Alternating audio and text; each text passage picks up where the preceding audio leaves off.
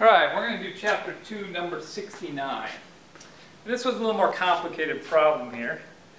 It says a cat is sleeping on the floor in the middle of a 3-meter wide room when a barking dog enters with a speed of 1.5 meters per second. So here's my cat in the middle of the room. In the middle of the room, we know that then each side is 1.5 meters to the cat. The dog enters, it has a velocity of 1.5 meters per second. Enters the room. And then the cat instantaneously accelerates at 0.85 meters per second squared. So the cat is accelerating in this direction at 0.85 meters per second squared towards the window.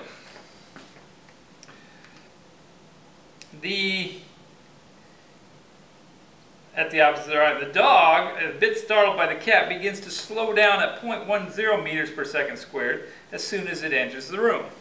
So the dog is accelerating, but the dog is accelerating in this direction at 0.10 meters per second squared. So this is the acceleration of the dog right here. This is the acceleration of the cat. Now the initial velocity of the cat is 0, but the initial velocity of the dog is 1.5 meters per second. Alright, what we're trying to find is how far is the cat in front of the dog as it leaps through the window. So the cat takes off, gets to the window, and then the cat jumps out the window. Here's the cat jumping out the window. We want to know where the dog is when the cat jumps out the window. Alright. So try this problem on your own, and then come back and see how I do it and see if you get the same answer.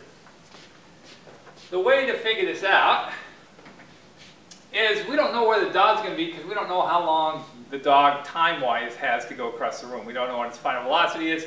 We can't solve for that. But we do know where the cat starts, where the cat ends, and we can figure out how long it takes the cat to get there. And then we're going to use that same time to figure out how far the dog gets. So we're going to use the cat first to figure out the amount of time.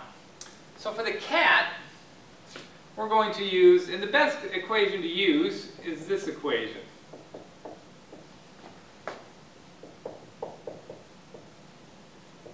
This is the acceleration of the cat. Now its initial position is 1.5, its final position is 3. So I'm starting with my 0 over here. Plus, its initial velocity is 0, so that term goes away.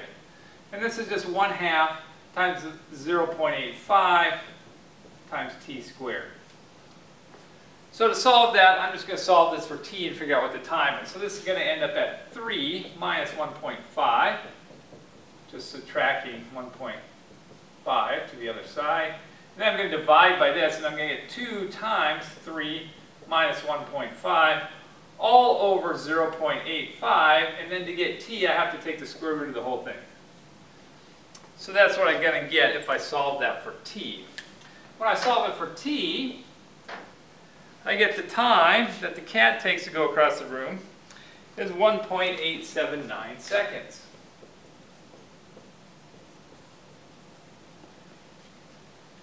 Now, I know how long it takes the cat to go across the room. What I want to do is figure out where the dog is when the cat's leaving the window. But I have the time he has now, so I can do that. So let's go over here to the dog. And the dog, I'm going to use the same equation.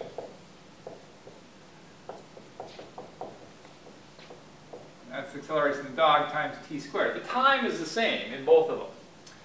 The initial position of the dog is 0. So it starts out at 0. So we're trying to find x. Well, it's the initial velocity is 1.5 times 1.879 plus, but it's actually not going to be plus because which way is the acceleration? The acceleration is going to the left, so the acceleration is negative. So I'm going to put that out front. This is minus 1/2 of 0.10 times t squared. What t is 1.879 squared. And when you plug that into your calculator, you get that the dog goes a distance of 2.64 meters. but we want the distance between the two, so we're just going to subtract it. But remember, not here, the distance between the cat and the dog. Well, the cat at this time is actually at a position of 3. So the distance between them is just going to be 3 minus 2.64, or the separation between the two is 0.36 meters, or 36 centimeters. So the dog is close to the cat as the cat leaves the room. All right, that's it for number 69.